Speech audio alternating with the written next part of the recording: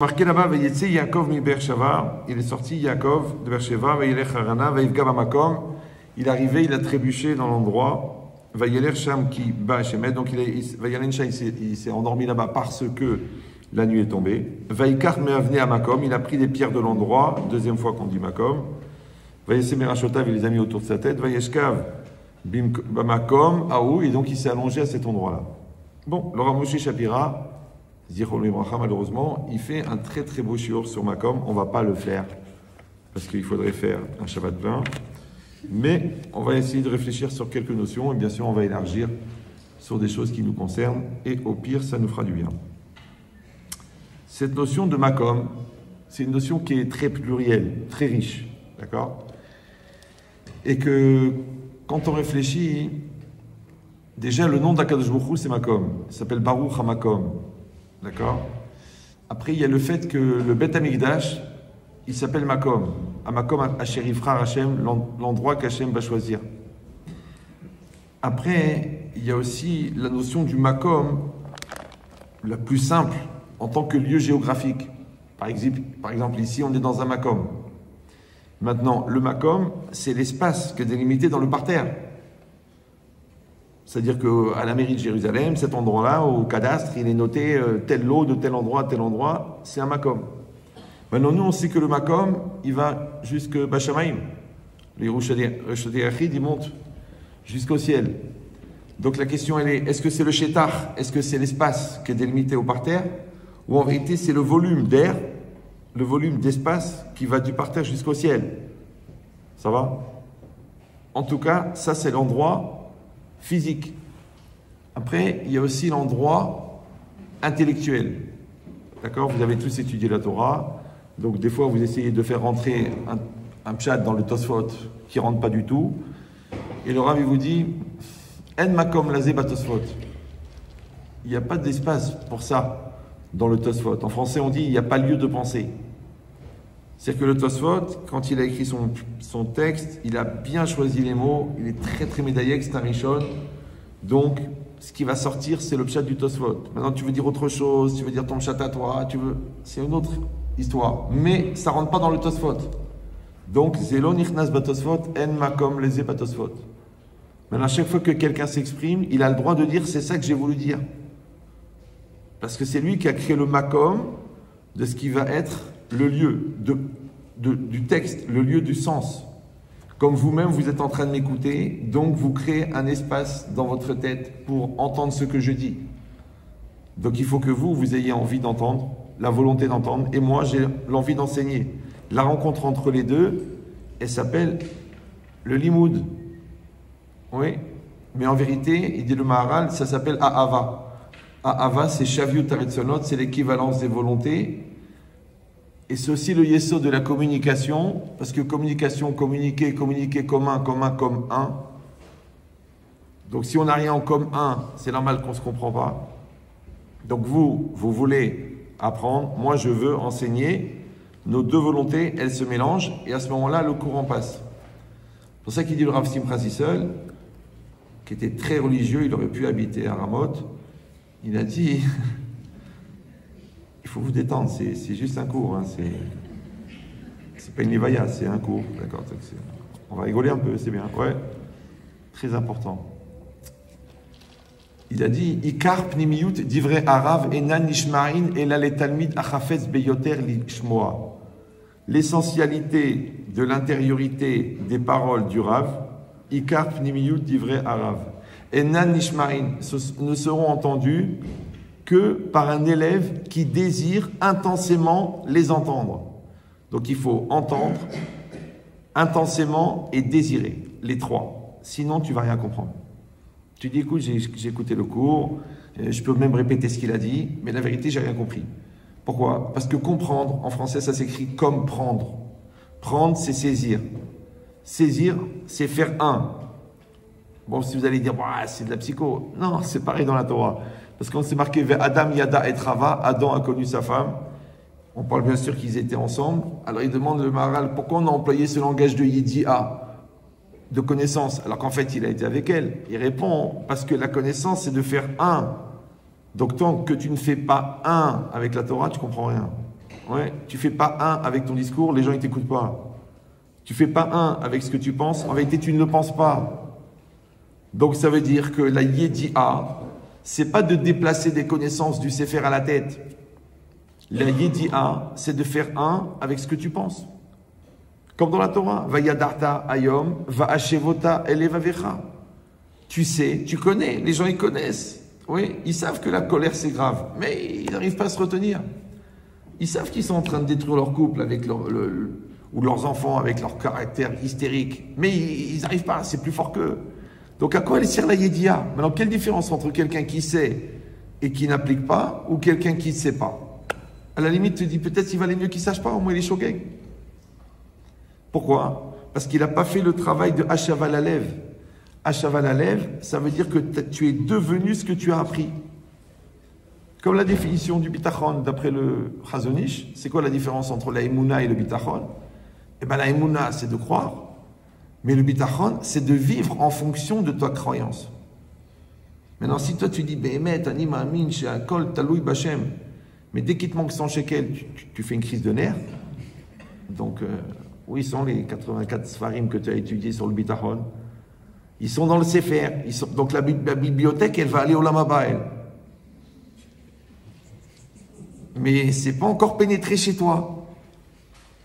C'est pour ça que le Rav Yecheskiel Levinstein, qui n'est pas Meknassi, il a dit que la distance entre la Iyédia et la Yédia, entre l'ignorance et la connaissance, elle est beaucoup plus courte que la distance entre la Yédia et la Shaval Alev. Ça veut dire que ça prend des minutes pour apprendre ce qu'on ne sait pas, mais ça prend des années pour devenir ce qu'on a appris. C'est pour ça que les gens ils sont pressés.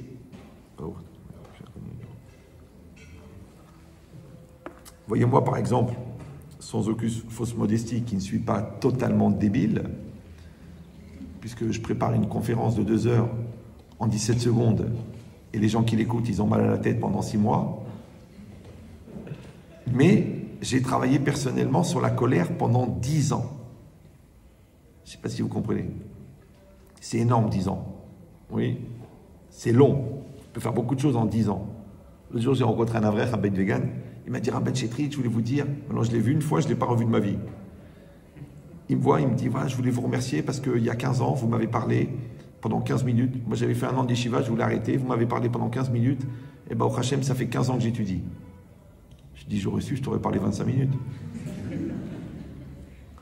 Ça veut dire qu'on ne sait pas ce qu'on peut faire avec la parole. Après, évidemment, vous avez compris, ça dépend d'où elle vient. Si elle vient de la bouche, elle va dans les oreilles. Si elle vient de la tête, elle va dans l'intellect. Si elle vient du cœur, elle va dans l'émotion. Mais si elle vient de ton essence, elle va aller très très loin. Dvarim, ayotzim, minalev, nirnasim, l'élève. Maintenant, les choses qui sortent du cœur, elles rentrent dans le cœur. Mais les gens, ils croient que ça veut dire il faut de la vibration, il faut de l'émotion. Rabbi Sai. Écoute, t'es né à Oujda. Oui, je comprends, c'est plus facile pour inscrire les enfants à l'école, mais t'es né à Oujda. Donc les choses, il faut qu'elles sortent du cœur. Maintenant, il dit le Chafetz Chaim, avant qu'elles sortent du cœur, il faut d'abord qu'elles rentrent dans le cœur. Donc la Avoda, c'est Yedia, Hashaval Alev, et ensuite Yetzia Min Alev. Vous me suivez ou non? Donc c'est pas la peine d'essayer d'enseigner un truc que tu n'as pas intégré. Tu dis, mais si, je l'ai lu dans le Sefer, je le répète, mais ça marche pas.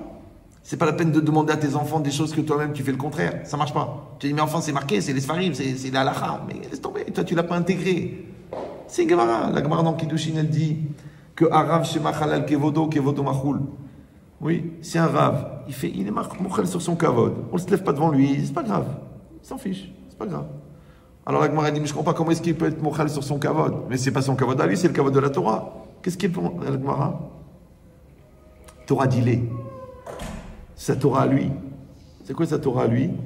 Ouais, mais c'est la Torah d'Hachem. Ok, maintenant Moshe, il a reçu la Torah de qui? D'Hachem. Alors pourquoi c'est marqué Zichru Torah de Moshe? Avdi. Donc en vérité, une personne, elle doit acquérir la Torah.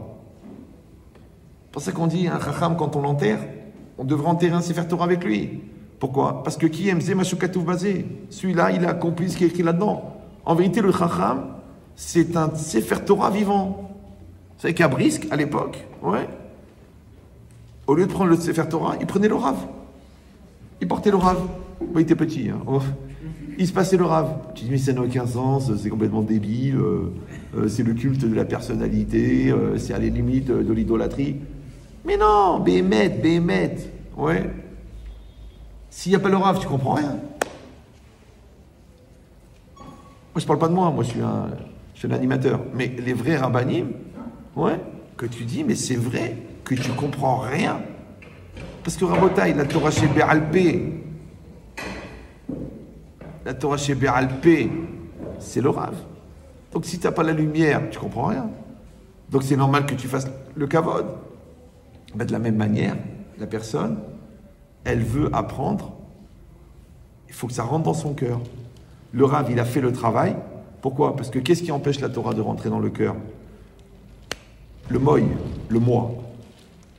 Donc quand lui, il fait le travail de Memit Atzmo, il s'est tué son moi, donc la Torah, elle est rentrée. Maintenant qu'elle est rentrée, elle lui appartient. Maintenant qu'elle lui appartient, elle peut la transmettre. C'est pour ça que c'est... Il disait que Rav Shach, il ne peut pas parler de Torah avec Rav Shmuel Rozovski, qui était Maguid Shura Ponyovitch. Et lui, il était Rosh Yeshiva, il ne pouvait pas parler. Alors, il disait pourquoi? Parce qu'ils n'ont pas le même chasse. Vous comprenez ce que je dis ou non? C'est que quand quelqu'un il a vraiment fait Torah d'Ilé, c'est sa Torah à lui. Ouais. Comme ça, c'est la Torah du Rashba. Et ça, c'est le Ramban. Et ça, c'est le Briskorov. C'est sa Torah à lui. Tout le monde est émet, il n'y a pas de problème. C'est comme un diamant, il y a plusieurs facettes. Il ne faut pas dire les mahloktot. Non, ça n'a rien à voir. Mais quand il arrive à la Madrega, où il s'est annulé entièrement et qu'il a dévoilé une facette de la Torah, et c'est Zechelko Batorah. D'ailleurs, vous-même, vous le savez, puisque vous pratiquez l'étude. Vous savez, il y a un phénomène bizarre dans l'étude. Ouais. Dans l'Imouda Torah, c'est que tu es en train de faire une Gemara. Ok. Tu penses à une question. Si tu sais étudier, donc tu sais la différence qu'il y a entre un Pnei Ushua et un Rashba. Tu dis ça, c'est un genre de question du Rashba. Tu vas dans le Rashba, tu trouves la question. Question. Est-ce que toi, en étudiant, tu as pensé au Rashba ou non? Tu es rentré dans une longueur d'onde où le Rashba, il a parlé. Et donc, Zechelko, et donc tu entends le Rashba. Comme si tu tournes la radio, tu entends radio classique, radio truc, radio babar, et tu trompes Rashba. Radio Rashba, tu l'entends. Tu dis, mais le Rashba, il est mort il y a 1000 ans. Il dit oui. Mais le Da'a du Rashba, il est encore là. Dvarim ha'omdim berumo shel olam. Donc en vérité, le Rashba, il est là. Tu dis, mais comment le Rashba, il peut exister puisqu'il a disparu? C'est ça la différence. C'est que quand le Rashba, il est Memit Atzmo, le Atzmo, le moi, il est limité. Mais le Rashba, il est illimité. Donc comme il a donné une dimension nitzrit à sa Torah, elle restera pour l'éternité. Donc ça, c'est le Rashba. Mais c'est pareil, tu réfléchis. L'arrière-arrière-grand-père, il a dit une chose. Comment ça se fait qu'on le dit encore aujourd'hui? C'est que la personne, elle avait tellement travaillé sur cette notion, ça reste. Moi, mon père, Zichron Libracha, il me disait toujours, fais du bien et oublie-le. Et les gens, ils viennent me dire, ouais, vous m'avez sauvé mon couple. La vérité, je ne me rappelle plus. Mais quand même, vous avez, bon, des fois, il y a des nafkaminotes, là, parce que si tu étais témoin au mariage, bon, donc je note. Mais le reste, tu oublies, fais du bien et oublie-le. Maintenant, lui, il a appris de son père. Qui l'a appris de son père. Peut-être ça fait 600 ans que ça tourne. Pourquoi cette phrase, elle reste? Parce qu'elle est intime conviction. Donc il faut fabriquer de la Hachava Lalev. Parce que Hachava Lalev, en vérité, c'est ça ton essence profonde. C'est ça ta Machashava. Les gens ils croient Machashava, ça veut dire le Rav Dessler, mais non, Machashava, c'est qu'est-ce qui est resté du Rav Dessler dans ton cœur? Qu'est-ce qui est resté du Maharal dans ton cœur? Qu'est-ce qui est resté de la Yeshiva dans ton cœur? Qu'est-ce qui est resté de ton mariage dans ton cœur? Si c'est pas rentré dans ton cœur, c'est de la culture. C'est ça qu'ils ont proposé les Grecs. Toute la avoda de Hanouka, vous lisez bien dans Moshe Shapira, sur Hanouka, dans la Fikemaïm, il explique que le grec, il voulait justement la Yedia sans Hachava Lalev. La philosophie. Il n'y a pas de nafkamina lalacha. Dans la vie, ça ne change rien. Ah, toi, tu veux pas. La Torah, c'est le contraire. Si une Torah n'est pas intégrée, Ça ne s'appelle pas de la Torah, ça s'appelle de l'ambiance. Ça s'appelle du folklore. Maintenant, encore une fois, cette Torah-là, quand elle devient Mahashava, donc, et c'est quoi Mahashava? Encore une fois, ce n'est pas une activité intellectuelle. Par exemple, là, je suis en train de parler. Quand je parle, vous pensez à ce que je dis. Mais le fait que vous pensez à ce que je dis ne veut pas dire que vous pensez ce que je dis. Il faut l'abattre, hein, celui-là. Vous avez compris ou non? Chaque cours, il y a un satan. Des fois un chien, des fois la sono qui saute. Bon, il ne sait même pas qu'il est en train de déranger 100 personnes. Mais c'est quoi l'idée? L'idée, c'est que, vous savez, on dit sauf ma'aseh b'machashava techila. La fin de l'acte est dans la pensée au départ. Alors les gens ils pensent que ça veut dire que genre la théorie avant la pratique. D'abord tu réfléchis, après tu agis. Non mais franchement, vous croyez qu'un Mekoubal comme le Rav El-Kabatz il va dire une bêtise pareille? Non, machashava, ça vient du verbe larchov qui veut dire penser. Mais ça vient aussi du mot chashuv qui veut dire important. Alors je vous donne le résumé, parce que vous êtes des esprits rapides. Imata choshev mashata marshiv ze mahashava.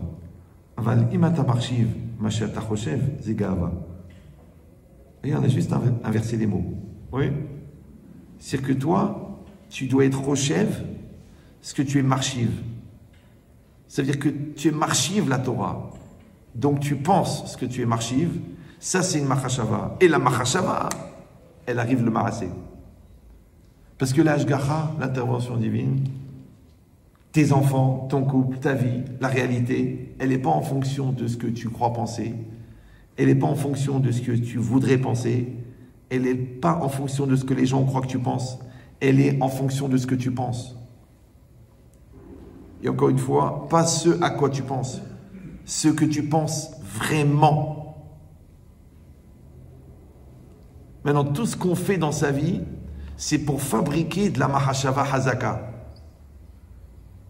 Par exemple, dans le couple, je dis un truc au hasard parce que vous n'êtes pas concerné, mais ça peut aider. Ouais.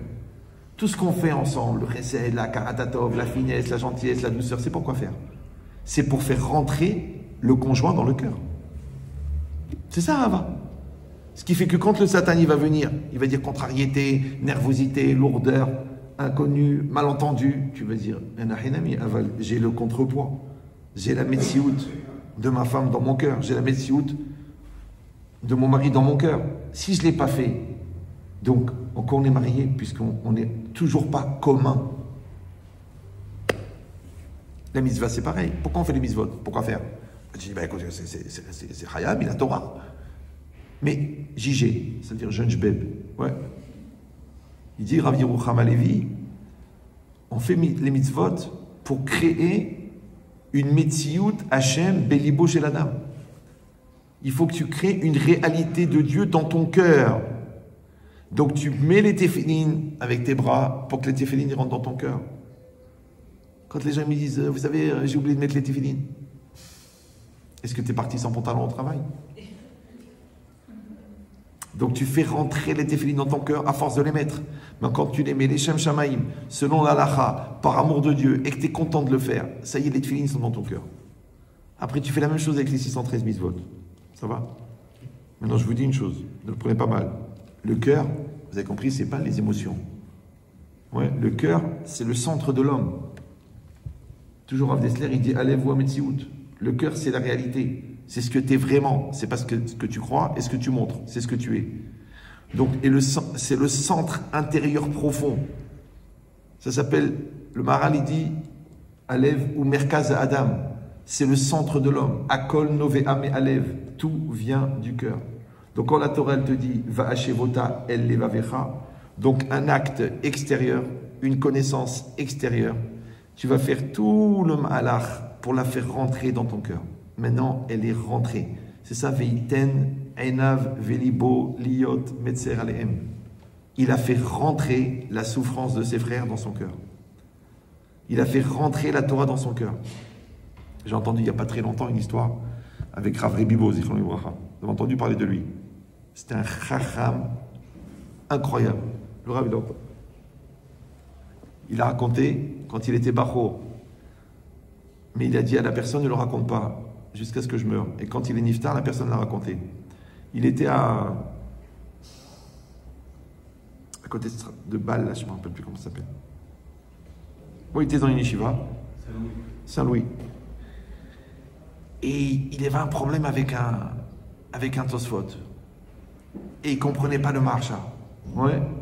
Et il a prié, et il a pleuré, il a fait Khazara des jours et des nuits, et des jours et des nuits. Et un jour, il y a un Chacham qui est rentré, il lui a expliqué le Tosfot. Il a dit, ah, merci beaucoup. Il a dit, mais Mak Vodo, Mik Vodo, il a dit, Ani Amarcha. C'est que le Rav Rebibo, réveillé, le marcha, il est venu chez lui pour lui expliquer le Tosfot. Tu vas dire, mais c'est un peu tiré par les cheveux, comme dirait un chauve. Mais toi, tu es prêt à mourir pour le Tosfot? Non, alors jamais tu verras le marcha, toi. Rien, même pas l'animateur de radio classique. Comprenez ou non? Ça s'appelle Arotse Lichiot Yamut.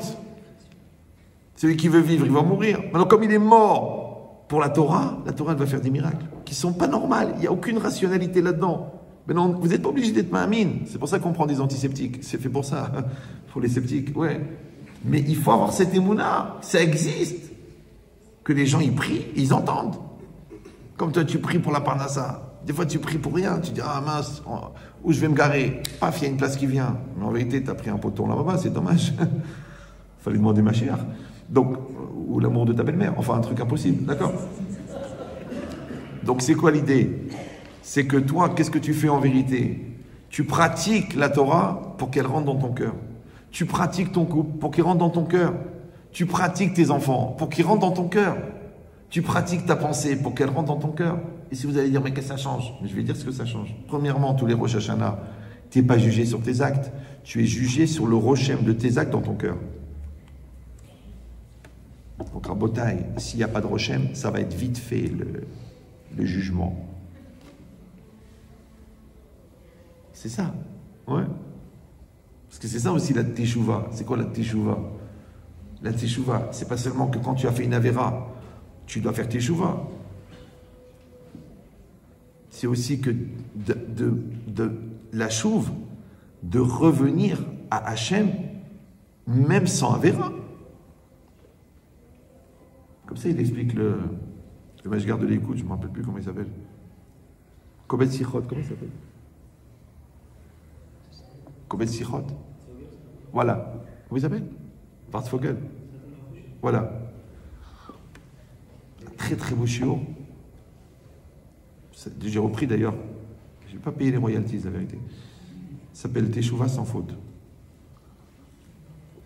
Ça veut dire que tu peux aller vers Hachem sans la culpabilité de la vera. Et les deux s'appellent Teshuvah. Parce que Teshuvah, c'est Ashava, Ashava, Ashavat Aveda, Ashavat Gezela, Ashavat Da'at. Donc quand tu as perdu le Da'at par la vera, parce que la vera c'est Roarshtout, quand tu retrouves le Da'at, ça s'appelle que tu es revenu, tu as ramené Hachem dans ta tête. On dit en français, j'ai retrouvé mes esprits, où ils étaient perdus. Donc quand vous êtes dans cette logique-là, en fait compte, vous avez fabriqué un endroit, un makom pour Hachem dans votre cœur. Comme vous avez créé un endroit pour l'autre dans le cœur. Vous savez, il y a deux personnes. Maintenant, qu'est-ce qui sépare un homme et une femme? C'est très simple. C'est l'orgueil et l'égoïsme. Ce qu'on appelle l'amour-propre. Alors, j'ai dit plusieurs fois, et comme les gens ils croient que je suis un rigolo, donc ils n'écoutent pas, c'est dommage, ils auraient pu gagner au moins 2 vies. Pour créer un amour commun, il faut détruire 2 amours propres.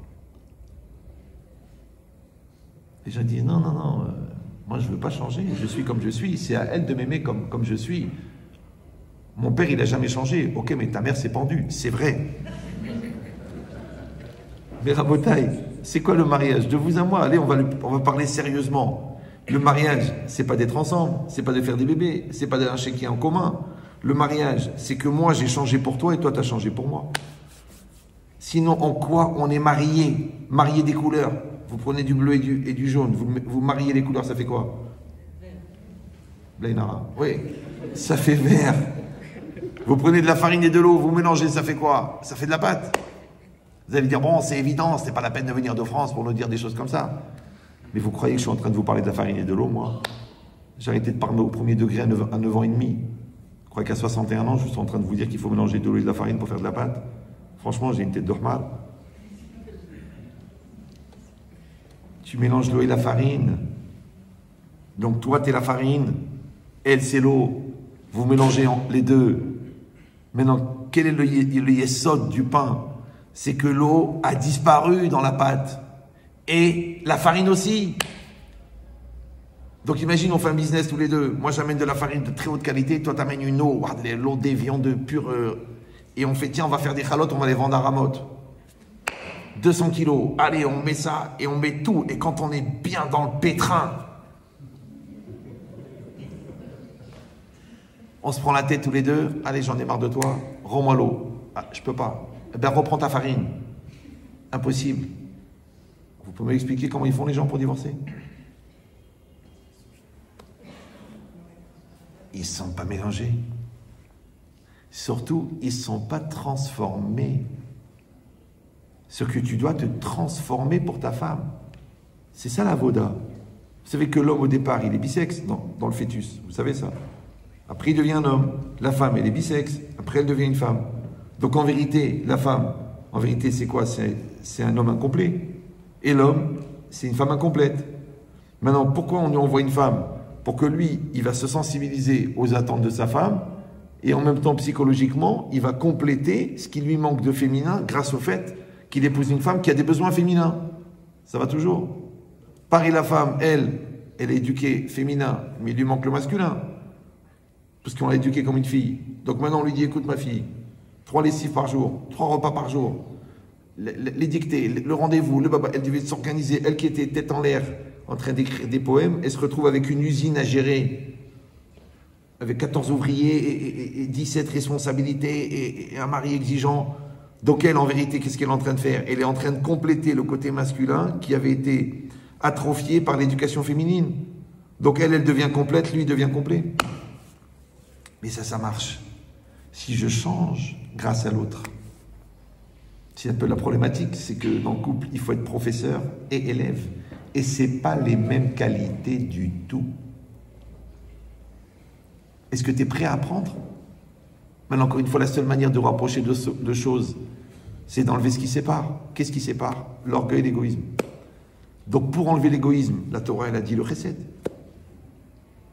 Et pour enlever l'orgueil, la Torah, elle a dit akaratatov. C'est facile. Parce que c'est dur de dire merci. Parce qu'il faut casser la gahava, puisque tu penses que tout est dû. C'est dur de donner. Parce que tu es radin et tu viens d'une certaine ville du Maroc où c'est presque assourd. D'accord? Donc, c'est pas grave. Donc, j'essaie de vous détendre un peu, mais c'est... Ouais. Donc, quand tu vas donner, qu'est-ce que tu vas faire? Tu vas donner. Ouais. Mais tu donnes quoi? Tu dis, j'ai donné de l'argent, j'ai donné du temps, j'ai donné des sourires. Mais non! Tu donnes de toi. Ça s'appelle le don de soi. Ce qu'on appelle en hébreu, Messirut Nefesh. Maintenant, quand tu donnes de toi-même, et c'est ça le chesed, c'est pour ça que la Gemara elle dit tzedaka les filles chesed. La tzedaka dépend du chesed. Tu dis, mais je comprends pas, le chesed c'est de la tzedaka c'est du chesed. Non, non, non, non, non. La tzedaka c'est le geste de donner l'argent, de donner l'assiette de couscous. Ça c'est la tzedaka. Mais la volonté, le sentiment qui va véhiculer ce geste, ça c'est le chesed. Maintenant peut-être quelqu'un il va donner 100 shekels, mais avat Torah. Et l'autre il va donner 1 million d'euros pour se faire remarquer devant tout le monde. Atzdaka les filles chesed, s'il n'y a pas de chesed. Parce que le gars il t'a donné 1 million, mais d'un autre côté il a acheté un yacht à 23 millions d'euros. Donc pour lui c'est de l'ahnouna le million. Alors que l'autre il a dit aux enfants, les enfants vous savez ce qu'on va faire? Votre petit frère, il a des grandes capacités. Donc on a deux solutions. Soit on lui paye un mélamède, soit on paye le chauffage. Donc cet hiver, il va faire très froid pour que votre frère, il ait la possibilité. C'est qui ça? C'est Rav Eliashiv. Quand ils lui ont demandé, mais comment t'es devenu un gaon? Il a dit, comment? C'est très simple. J'avais des capacités. Mes parents étaient très pauvres. Ils avaient la solution ou payer un mélamède particulier qui va me suivre parce que au Cheder, ça allait trop vite, j'étais trop fort pour eux. Ou alors ils chauffaient. Et bien toute la famille s'est sacrifiée. Le sacrifice de la famille, il a fait Rav Eliashiv. Tu dis, ouais, mais Atmada, oui, bien sûr, Atmada, bien sûr. Mais le réceptacle, il faut un bête kiboul, il faut un réceptacle. Le réceptacle de la Chorma, c'est la Messirut Nefesh. Le réceptacle du Shalom, c'est la Messirut Nefesh. Mais non, pas Messirut Nefesh, il faut que je meure, il faut que je souffre, il faut que je crève. Non, t'as pas besoin. Il suffit de calmer ta colère, c'est énorme. Il suffit de juger les caves de route, c'est dur. J'ai beaucoup dit ces temps-ci dans les cours, mais bon, vous, au Hachem, vous n'avez pas YouTube, donc vous n'avez pas entendu. J'ai le droit de le croire, ça n'engage que moi. Ouais. J'ai dit, vous savez, il faut être capable de demander pardon quand tu as un conflit avec quelqu'un. Par exemple, une personne que tu as épousée, au hasard. Il faut être capable de demander pardon quand tu as raison. Alors les gens disent, non, Merida, je pense qu'il y a une petite erreur. Quand j'ai tort, je demande pardon. Mais quand j'ai raison, je ne vais pas demander pardon, parce que j'ai raison. Alors je lui ai dit, mais de demander pardon quand on a tort, c'est normal, parce que tu n'es pas un psychopathe. Tu as un minimum de midot, vu que tu avais 15 ans de collèle, quand même, tu commences à avoir un peu de midot, quand même, ça commence un petit peu. Ouais. Donc c'est normal de demander pardon quand tu as tort, Yabrel. Donc c'est normal de demander pardon quand tu as tort. La marala, c'est de demander pardon quand tu as raison. Évidemment, tu reposes ta question à 2 balles. Tu dis, mais si j'ai raison, pourquoi je demande pardon? Mais tu sais pourquoi tu demandes pardon? Parce que le shalom, il est plus important que d'avoir raison. Le shalom, il est plus important que le émet. Toi, tu dis, non, il faut le émet, il faut le émet. Un enfant, il n'est pas très bon. Tu lui mens, tu lui dis qu'il est bon et que tu as confiance en lui. À la fin de l'année, il est bon. Tu dis, oui, mais sauf, c'est basé sur du sheker. Mais non, le Rav Dessler, il dit Ma shemevi lede tov ze nikre emet. Ma shemevi lede ra ze nikre sheker. Je dis débrouille-toi maintenant, va étudier. Maintenant tu vas dire alors c'est trop facile, donc on a le droit de mentir pour le shalom. Non, si tu mens pour le shalom, tu as le droit de le faire quand ça te fait mal au ventre. Mais si tu es très à l'aise, c'est qu'en fait tu es déjà un vrai menteur. Comme Yaakov Avinu, il ne voulait pas se faire passer pour Esav. Le Midrash il dit qu'il était tellement faible qu'Hachem il a envoyé 2 malachim qui le portaient pour l'amener dans la tente, parce que lui, Béhémet, il ne voulait pas y aller. Donc quand tu veux pas y aller, c'est là qu'il faut y aller. Alors que quand tu vas à l'aise, parce que tu dis c'est pour le shalom, en fait t'es un gros menteur, doublé d'un gros mytho. Ouais. C'est pour ça que ça marche pas. Et je comprends pas, il me fait pas confiance. Il peut pas te faire confiance parce que t'es faux. Mais non, où est-ce que t'es faux? Tu crois dans ta bouche? Non, c'est inintéressant. T'es faux dans ton cœur. Raoudon Kolo, pourquoi? Parce que ta conviction, elle n'a pas atteint ton cœur. Si elle n'a pas atteint ton cœur, elle ne peut pas rentrer dans le cœur de l'autre.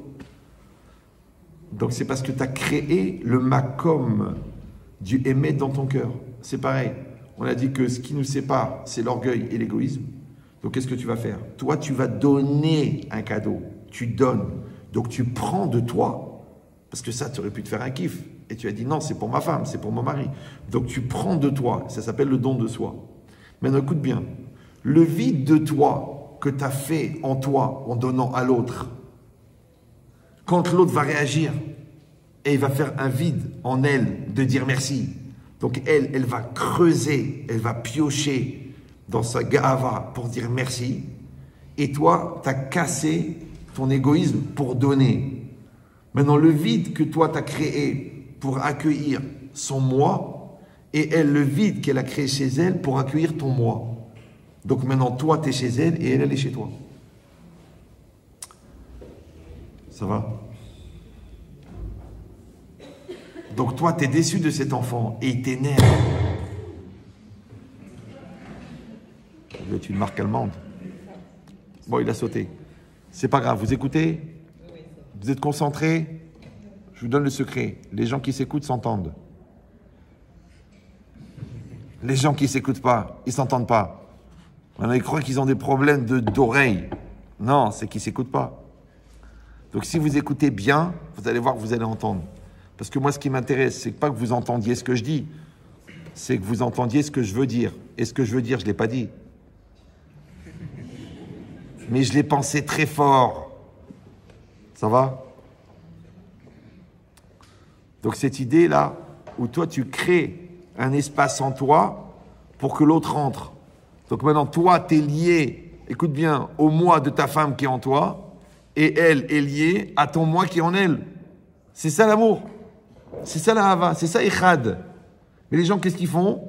Ils restent chacun chez eux, sans aucun changement, mais ils ont des midotes. Ils font des efforts, ils sont gentils, ils sont sympathiques, ils sont souriants, ils s'accueillent, ils font le bouquet de fleurs de Shabbat, ils donnent le cadeau à Rosh Chodesh, mais ils ne changent pas. Dis-moi, combien d'années? C'est ça ce qui se passe au bout de 10 ans. Chez les Goïms, ça s'appelle la routine, d'accord? Et chez les Froum, ça s'appelle je suis fatigué de supporter. Parce qu'en fait, tu te sers de tes efforts pour masquer tes non-efforts. Mais le meilleur cadeau que tu peux faire à quelqu'un, c'est de changer. Tu te rends compte le coléreux qui se calme? C'est des milliards. La menteuse qui arrête de mentir? Mais c'est des milliards. C'est ça qu'il faut donner à l'autre. Le changement. C'est ça, Messirut Nefesh. Parce que là, le Nefesh, à ce moment-là, c'est le Satan. Donc quand tu sacrifies ton Nefesh, tu sacrifies ton Yetzer Hara. Maintenant, comment tu te rapproches de Dieu? En tuant ton Yetzer Hara. Velibi halal bekirbi, c'est ça. Mon cœur, libi halal bekirbi, c'est pas un niveau de cacheroute musulmane. Libi halal. Mais non, libi halal, ça veut dire que libi, mon Yetzer Hara, parce que l'évavi, c'est au pluriel, libi, c'est au singulier. Et des fois, le singulier, ça veut dire la partie de mon cœur qui est mauvaise. Je l'ai rendu un cadavre, je l'ai tué. C'est ça, mes mitatzmoaléa. J'ai tué le Yetzer Hara. Maintenant, si je le tue pour toi, donc ça s'appelle Messirut Nefesh pour toi, c'est ça qui nous rapproche. Comme l'autre, elle a esquinté ce corps pour te faire ses 6 enfants. Et qu'est-ce que tu dis? Ah bah de toute façon, elle était intéressée aussi. Hein. Je rappelle pour ceux qui ne sont pas au courant que la halacha, quand la femme accouche, le mari fait une mitzvah. Vous savez ça, non? Oui, non? Vous savez qu'à partir d'un certain niveau d'ignorance, il faut envisager la conversion.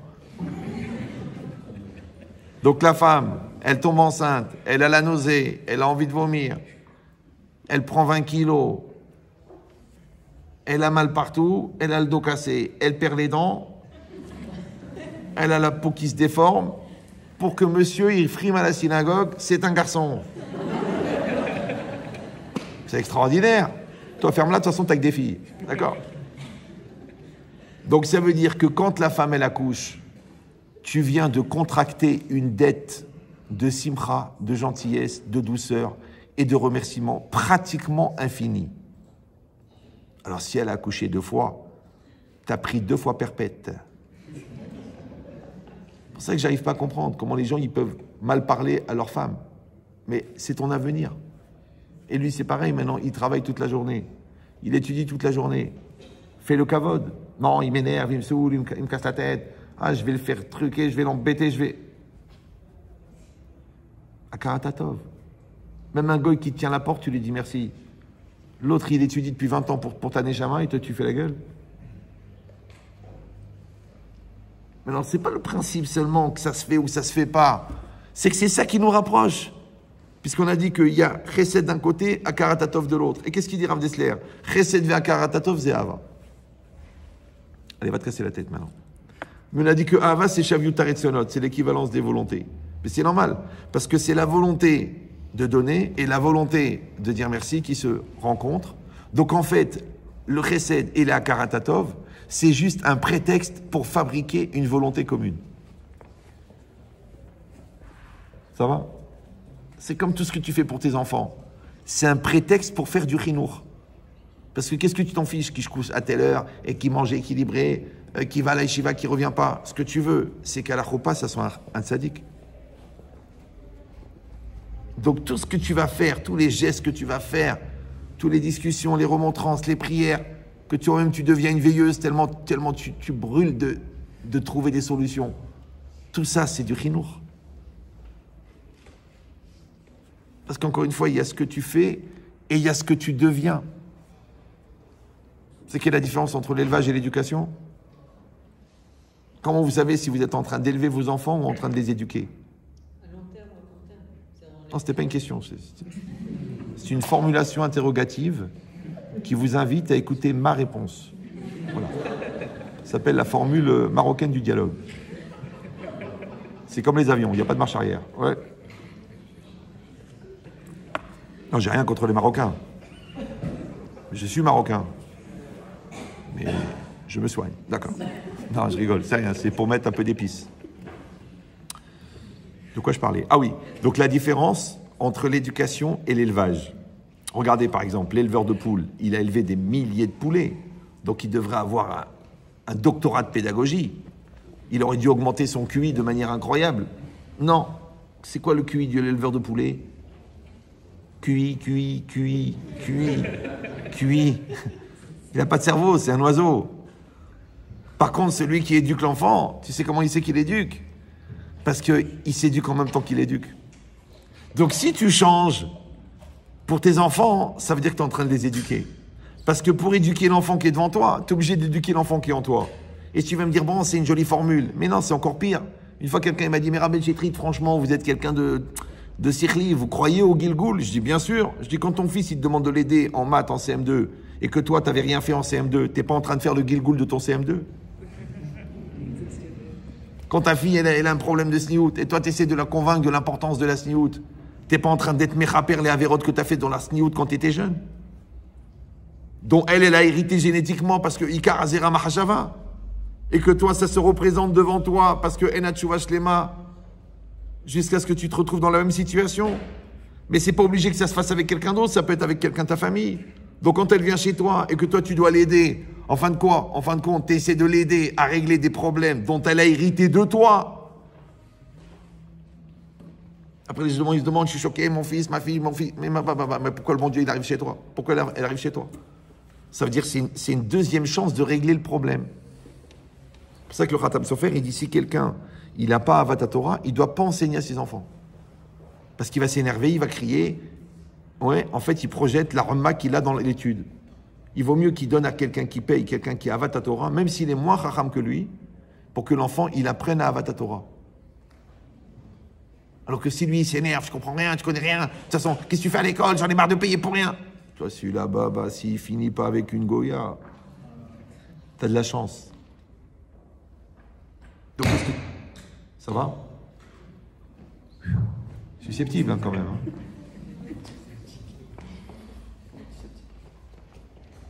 Bon, c'est vrai que les baffes, ça veut dire les coups aussi. Bon, tu vas me dire les enceintes, ça veut dire pas la grossesse. Donc, c'est quoi l'idée? L'idée, c'est que si vous croyez en Dieu, oui, alors ça fait drôle de dire ça à Ramoth, mais pas tellement, parce que Rav Dessler, il dit que Aïmouna i avodat midit, et lui il parlait à Getzed, donc ils étaient quand même un peu religieux. Donc quel que soit son niveau, on doit travailler sa Aïmouna toute la vie. Alors c'est quoi l'Aïmouna? C'est d'accepter que la réalité qui est en face de moi, elle est adaptée à moi. Donc quand moi je me plains, quand moi je râle, quand moi je renvoie le problème chez l'autre, quand moi j'accuse l'autre de tous les problèmes, quand moi je dis moi je suis pas concerné, c'est toi la folle, c'est toi le fou, c'est à cause de tes avérotes, c'est à cause de toi. On est les deux sur la photo. Je vous donne le secret. Quand vous êtes seul dans une situation, ça veut dire que vous êtes concerné à 100% par 100% de la situation. Quand vous êtes deux dans la situation, ça veut dire que vous êtes concerné à 100% par 50% de la situation. Quand vous êtes trois, c'est-à-dire que vous êtes concerné à 100% par 33%. Il n'y a pas d'erreur. Akadosh Baruch Hu, mais avec Zivugim, Hachem il crée des couples, c'est pas seulement l'homme et la femme, c'est tous les gens de qui tu dois apprendre, tu vas les rencontrer un jour dans ta vie. Ezeu Chacham Alomed Mikol Adam que tu as besoin de rencontrer. Donc celui-là, il va t'apprendre la Atmada, parce que tu l'as vu étudier, tu te dis, waouh, c'est comme ça que je veux être. Mais celui-là, il t'a appris la gravité de la cigarette, parce qu'il a fumé 4 paquets de Marlboro par jour devant toi. Du coup, tu dis, moi, j'en fume pas une. Donc tu peux apprendre du bien, tu peux apprendre du mal. Tu peux apprendre du vrai, tu peux apprendre du faux. Ezeu Chacham, Alomed Mikol Adam. Il faut apprendre, il faut accepter ça. Donc, qu'est-ce que tu fais en vérité? Tu prends l'enseignement de l'autre et tu le rentres dans ton cœur. Et ça s'appelle que tu as créé un makom pour faire rentrer l'enseignement de l'autre. À Botaï, la Torah, s'il n'y a pas du moussard, elle ne sert à rien. Donc, il faut que tu fasses du moussard en même temps que tu fais de la Gemara. Sinon, ta Torah, elle devient technique. Ouais. Et après, tu vois que tu as des comportements complètement cinglés. Moi, je fais très, très attention. Parce que j'ai beaucoup de kavod pour les Talmidei Chachamim et tout. Une fois, il y a une jeune fille qui est venue en pleurs. Je le fais très rarement. J'ai pris mon téléphone, j'ai dit, donnez-moi le numéro de votre père. Maintenant, le monsieur, Rosh Yeshiva, Magid Shiur, dans 2 endroits, Dafayomi, Gaon, il finit le chasse tous les ans. Je dis, écoutez, est-ce que vous voulez que votre fille, elle tourne mal? Déjà, il dit, ah, Rabbi Chia, vous avez eu mon numéro et tout. Je dis, écoute, je ne fais jamais ça. Parce que j'ai beaucoup de kavod. Mais là, votre fille, elle est très, très, très, très fragile. Genre, ce qu'il faut, elle me dit, qu'est-ce que je dois faire? Elle me dit, dès qu'elle rentre de l'école, vous la prenez dans vos bras, vous lui dites que vous l'aimez, que vous êtes fier d'elle, vous la draguez. Ah, cette jupe, elle te va super. Oh là là, qu'est-ce que tu as grandi. Oh, si Dieu veut bientôt un bon chidour, tu dois draguer ta fille. Il m'a dit, mais Rabbi Chetrit, là, on parle clairement, c'est pas du tout ma nature, je suis très froid, ma mère, c'était une craie, mon père, un prof de maths. Ouah,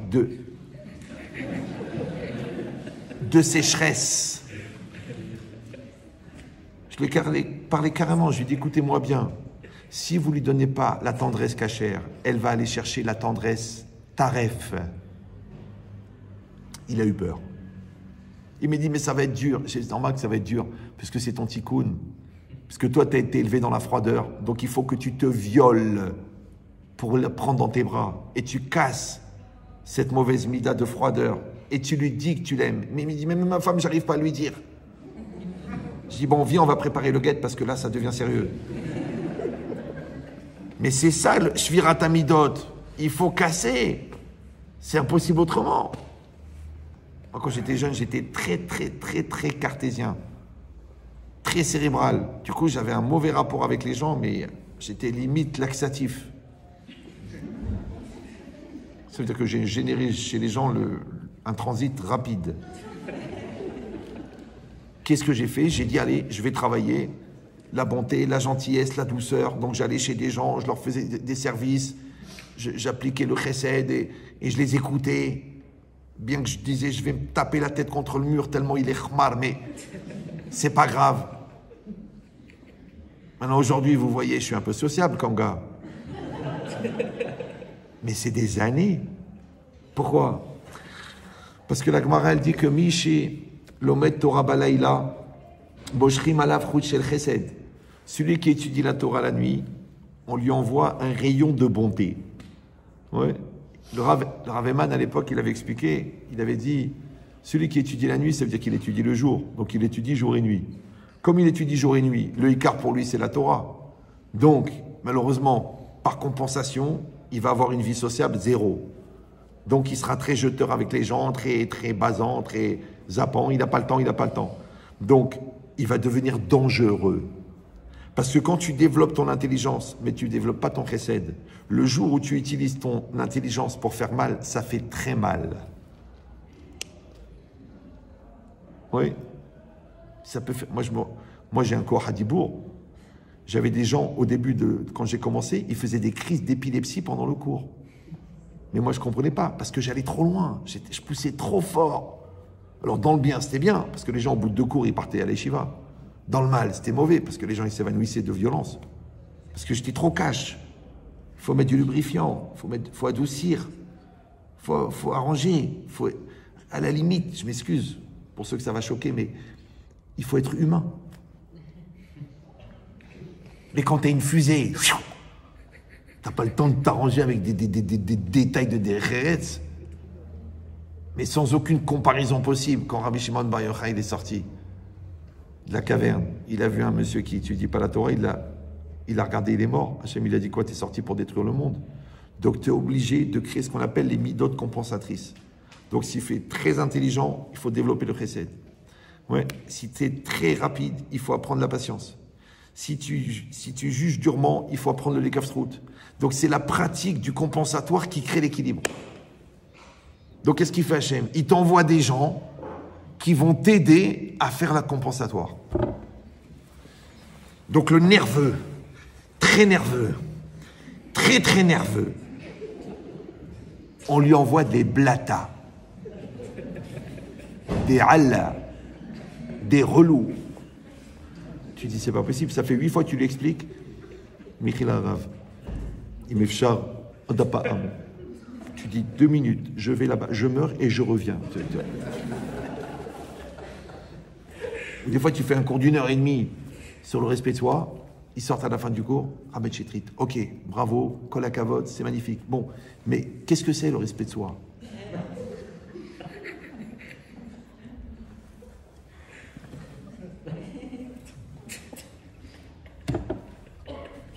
Je regarde le ciel, je dis Hachem, où est l'erreur?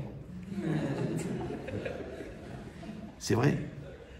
Dommage, je ne suis pas mort hier, Raval, pour entendre des bêtises pareilles. Mais c'est ça l'idée. L'idée, en vérité, c'est que tu crois que les gens, ils veulent apprendre, les gens, ils veulent que tu existes pour eux.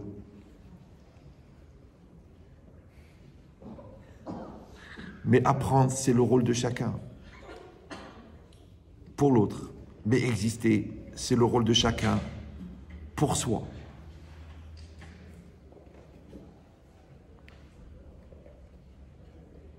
Ça s'appelle un transfert d'obligation existentielle. Tu donnes des clés, après la personne, il faut qu'elle ouvre la porte. Tu dis, vous ne pouvez pas écrire la porte à ma place. Non, je ne peux pas, c'est à toi de le faire. Parce que c'est la seule manière de grandir. Parce que pourquoi tu as un problème? Parce que tu es immature. Or, la seule manière de devenir mature, c'est de pratiquer. Maintenant, pratiquer ce que tu apprends. Donc moi, je t'enseigne, toi, tu pratiques. Quand tu pratiques, tu deviens. Quand tu deviens, tu augmentes la maturité. Mais si je le fais à ta place, toi, tu grandis jamais. Les gens viennent dire, écoute, Rabbi Chetri, j'ai très gros avec ma femme. Bon, imaginez, c'est la vôtre. Je dis, d'abord, tu dis Chas Veshalom, parce que je t'ai rien fait, moi. J'aime la vie, j'ai beaucoup fait d'efforts pour avoir un bon chidour. Pourquoi maintenant je dois... Ouais. Donc c'est quoi la logique? C'est ça. Ça veut dire que chacun, Hachem, il va lui envoyer ce qui est nécessaire pour faire ce travail. Mais encore une fois, pour que tu puisses faire le travail, il faut que tu puisses recevoir dans un makom qui est en toi, qui s'appelle le désir d'évoluer. Ça va? Donc on a dit, il y a le makom géographique, le makom intellectuel, la compréhension, la Messirut Nefesh dans le limoud, le makom émotionnel, la place que tu as créée pour l'autre en toi, le makom Hachem, qui s'appelle Amakom. Alors qu'est-ce que c'est le makom? Ramoshi Shapira, Zichron Libracha, il donne le yesod. Il dit makom zé mekayem. Le makom, c'est ce qui est mekayem, c'est-à-dire ce qui rend possible. Ame afsher aviato shel davar. C'est ce qui rend possible l'existence de la chose. Donc le terrain rend possible la construction de la maison. Ça va? Imagine le gars, il dit, écoutez Rav, on a construit des meubles, mais on n'a toujours pas de terrain. Alors, est-ce que vous pouvez faire un appel? J'ai dit, mais comment tu as fait pour faire une maison sans terrain? Eh bien, tout est accroché avec des hélicoptères. Vous savez, les Kablanim en Israël, ils ont des trucs de folie. Le gars, il a fait la maison, mais il n'a pas de terrain. C'est impossible. Ça va ou non? C'est pareil. Les gens me disent, vous savez, Rav, je suis en dépression. Je dis, vous êtes en dépression. Mais la dépression, elle n'est pas venue par hasard. Il y avait un terrain. Maintenant, on me dit, oui, mais qu'est-ce que je dois faire? Je dis, ben, il faut réparer le terrain. Donc, il faut vous construire la joie, le respect de soi, la connaissance de soi, la valorisation personnelle. Parce que sinon, tu vas faire des travails, tu vas faire des thérapies, tu vas faire manger des médicaments et ça ne s'arrêtera jamais. Puisque tu n'as pas réglé le terrain. Même la maladie, elle a besoin d'un terrain. Toujours Rav Dessler, il dit, il ne faut pas soigner la maladie, il faut soigner le malade. Alors, qu'est-ce qu'ils font? Ils soignent la maladie. Donc, ils donnent des médicaments qui tuent le corps pour que le corps, pour se débarrasser de la maladie. Du coup, la deuxième fois, la personne n'a plus d'anticorps. C'est un grand penseur marocain qui a dit ça. Il s'appelle Bouar al-Sara. Non, tu dois renforcer le terrain. Moi, il y a 2 ans, j'ai eu le Covid. Ma femme, c'est de sa déquête qu'Hachem la garde en bonne santé. Amen. Et qu'elle ne soit jamais veuve. Ouais.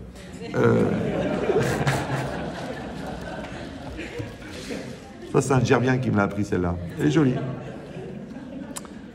Elle peut passer. Bon, j'ai de la peine que personne n'a dit Amen, mais bon, c'est pas grave. Donc, eh ben, comme elle est naturopathe, elle m'a donné une série de choses à apprendre, tout naturel. Elle m'a dit, Ria, je ne vais pas te soigner, je vais te renforcer les défenses. Je me suis débarrassé du Covid. C'est fort, ça existe. Dans n'importe quel domaine, c'est pareil. Parce qu'encore une fois, où tu renforces le malade, ouais, ou tu renforces la maladie. Maintenant, les goïms, ils ont choisi de renforcer la maladie. Et ça marche bien, puisque la maladie est de plus en plus dangereuse. Vous savez qu'aujourd'hui, ils ont fabriqué des virus qui ont été transformés par les antibiotiques. C'est-à-dire que le virus, il mute. Donc, quand tu prends l'antibiotique et tu prends le virus, tu as le virus, qu'est-ce qu'il fait? Il évolue. Donc, la fois d'après, il va évoluer. Tu reprends l'antibiotique. Jusqu'à un moment, ils arrivent, il n'y a plus d'antibiotiques adaptés à votre niveau de toxicité du virus. Bon, al-Sara. Maintenant, moi, je n'ai pas dit qu'il ne faut pas soigner. Il faut soigner. Mais il ne faut pas oublier aussi de renforcer le terrain, et aussi le terrain psychologique, et aussi le terrain émounatique. Moi, j'ai des gens, les pauvres, ils ont une tumeur. Je lui dis, voilà un programme pour la joie. Et allez voir un thérapeute, parce que ça ne vient pas de n'importe où. Il dit, oui, mais le médecin, il a dit que c'est de la biologie. Mais oui, t'es de la viande et ça pourrit dedans. Mais non, t'es une personne avec une volonté et une nature. Maintenant, la volonté, elle peut repousser la nature. Mais si la volonté est faible, la nature est forte. Donc c'est la nature qui va gagner. Comprenez cette logique? C'est pour ça que vos enfants, il faut leur donner de la confiance, il faut leur donner de l'amour, donner de la combativité, donner de l'ambition, qu'ils soient forts, qu'ils soient bien, qu'ils soient heureux, qu'ils soient fiers de leur Torah. Ouais. Alors quand il va venir le Satan, il va leur dire, ouais, t'as l'air de quoi avec ton chapeau? Ouais. Il va dire, moi je suis un malhar d'Hachem. Dans tout, c'est pareil. Toi, tu montes ton mari. Ouais. Alors, il va devenir extraordinaire. Toi, tu montes ta femme. Ta femme, elle va être magnifique. Qu'est-ce qu'ils font les gens? Ils se rabattent, te sens nu, et là, tu te lèves pas le matin, tu feras rien dans ta vie. Oh, on m'a dit que tu étais le Hazonish, et moi, je vais être la Boniche. Une femme, elle m'a dit ça. Elle m'a dit, mon mari, je l'ai cassé, je l'ai concassé, je l'ai fracassé, je l'ai rendu une serpillière. Elle était fière d'elle. Je dis, mais c'est normal, madame. Elle m'a dit, pourquoi? Je dis, parce que vous êtes raide comme un balai. Ça fait un couple.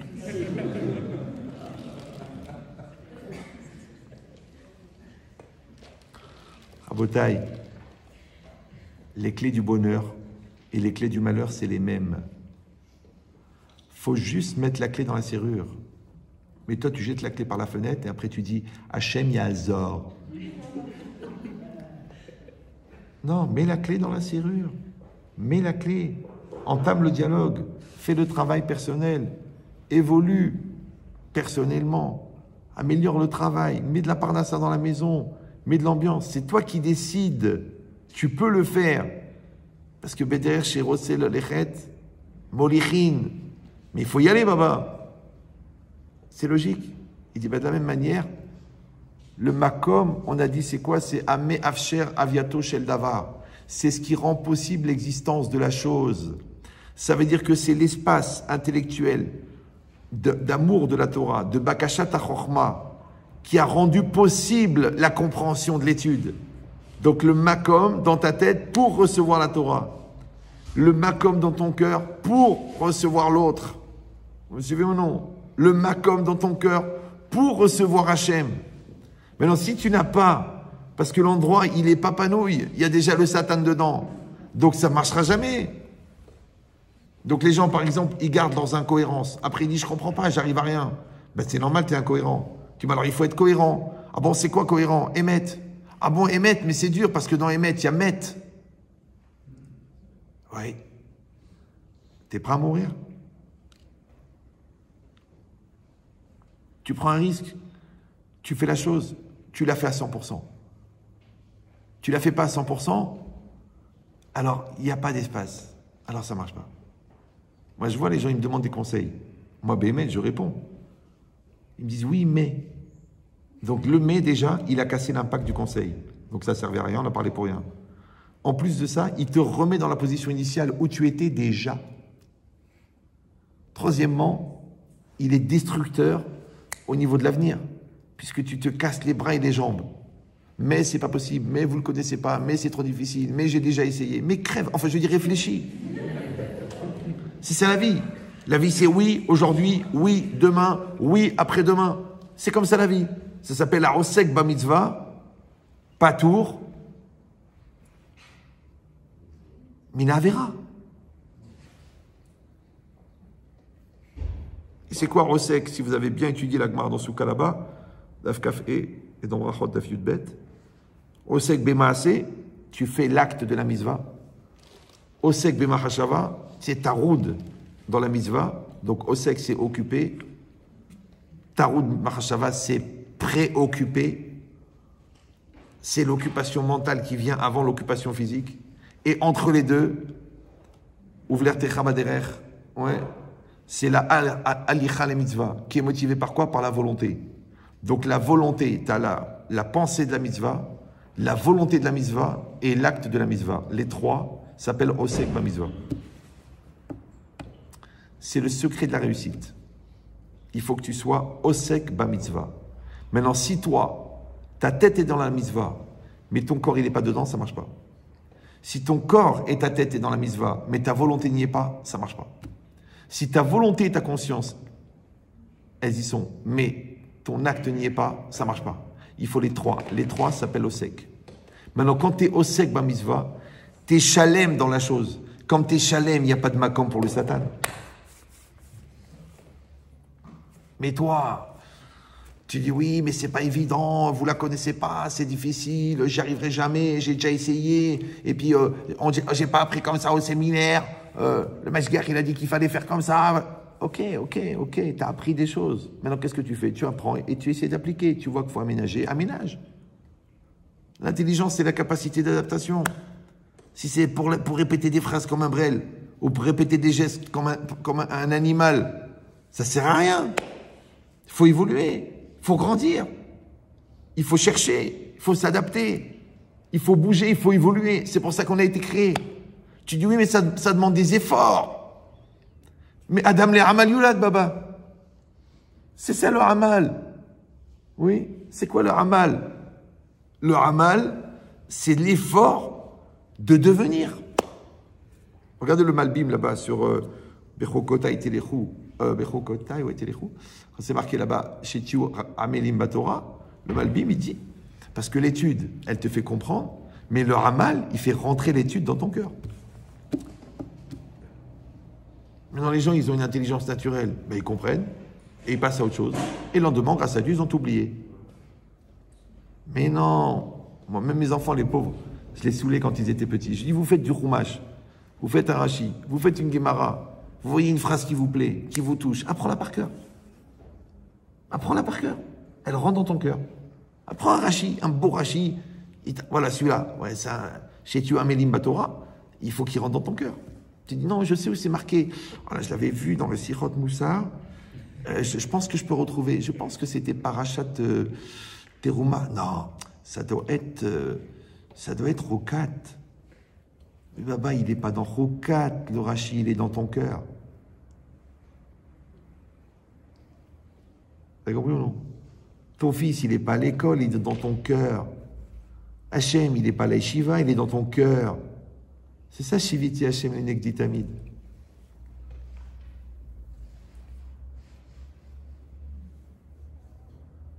Maintenant, on a compris maintenant.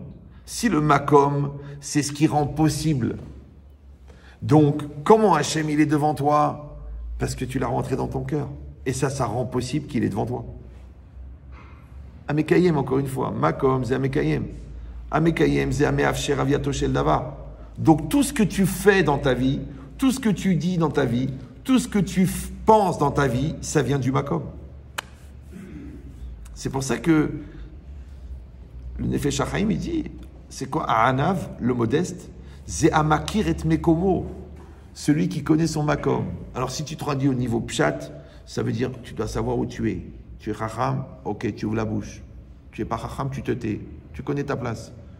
Tu es le père, tu parles. Tu es l'enfant, tu te tais. Tu connais la place. Ouais, ça c'est le Pshat, presque Pshat, presque, parce que c'est les mêmes lettres que tu pêches. Donc c'est très très basique.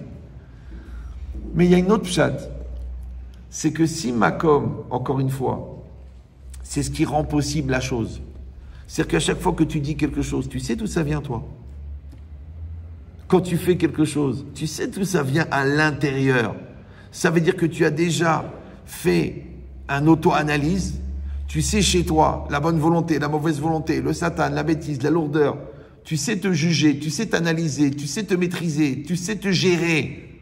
Si vous allez dire oui, mais c'est pas évident. Alors comment ça se fait que tu es spécialiste de la psychiatrie des autres et tu es nul dans la tienne? Alors pour ça, on est très fort. Hein. Je vais vous expliquer. Mon mari, en fait, il n'a aucune confiance en lui parce que son père ne l'a pas allaité.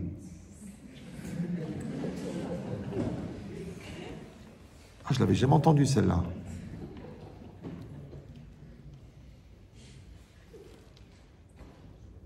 Arrête de faire la psychologie des autres. Je rappelle que le Hametz, c'est le Yetzerara. Ça va? Et qu'on n'est pas ouvert Balira et Baliematsé sur le Hametz des autres. Tu rentres chez quelqu'un, il a décoré sa salle à manger avec des tranches de pain de campagne. C'est pas ton Hametz. Tu peux rester chez lui, il n'y a aucun problème. Tu n'es pas ouvert Balima, Yare, Baliematsé. Ça va? Ça va ou non? Vous connaissez cette halakha? Oui, non? Donc on n'est pas ouvert sur le Hametz des autres. Il faut que le Hametz t'appartienne pour que tu transgresses l'interdit de posséder et de considérer le Hametz. C'est une halakha. C'est bon? Donc puisqu'on ne transgresse pas sur le Hametz des autres, arrêtez de chercher le Hametz des autres. Il n'y a pas de bdikat Hametz pour le Hametz des autres. Tu dis oui, mais c'est pour l'aider, c'est pour l'éduquer, c'est pour la faire évoluer, c'est pour le faire grandir. Arrête de chercher le Hametz de l'autre. Et tu dis alors comment on va faire pour évoluer? C'est très simple, tu évolues toi-même. Quand il y a une ambiance d'évolution dans la maison, tout le monde évolue.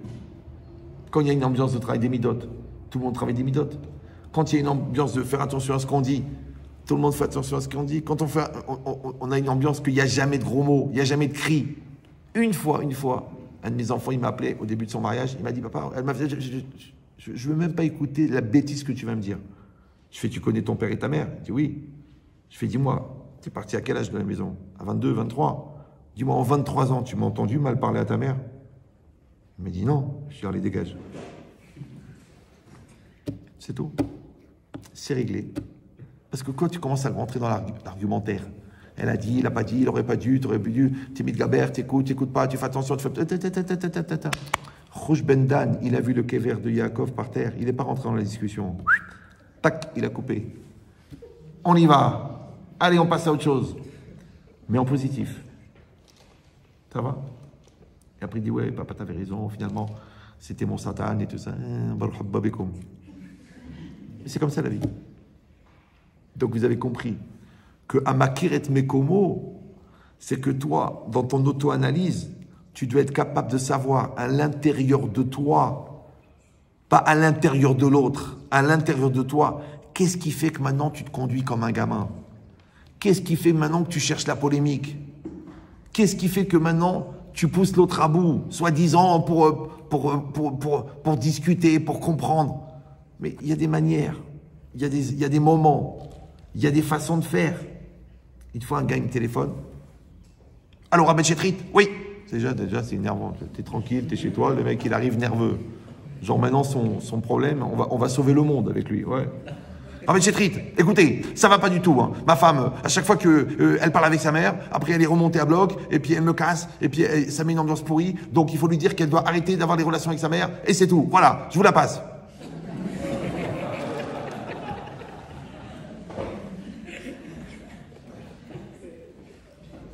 Bon, la femme, elle prend le téléphone, comme ça, Bémet. Allô, Rabbi Chetrit. Bonsoir. L'autre, il n'a même pas dit bonsoir. Bonsoir. Merci de nous prendre au téléphone. On sait que vous êtes très occupés et que ce n'est pas votre problème. Parce que moi, je suis devenu le papa de la France entière. Je dis non, j'ai ma famille, grâce à Dieu. Les autres, je ne les ai pas reconnus. D'accord? Je dis, mais madame, avant d'aller plus loin, vous m'avez l'air fatigué. Elle m'a dit oui, parce que j'ai accouché hier. Je lui ai dit, vous pouvez me passer le cinglé. Le mari, là, à qui j'ai parlé il y a 2 minutes, et me repasse le téléphone. J'écoute-moi bien. Je te connais pas, je la connais pas. Elle est dans un niveau de faiblesse. Elle a accouché hier. Maintenant, c'est ma fille, maintenant. Je vais venir, je vais te tuer. Il m'a dit, mais Rav, je vais te tuer. Une femme qui a couché la veille, à Kolelman, hein.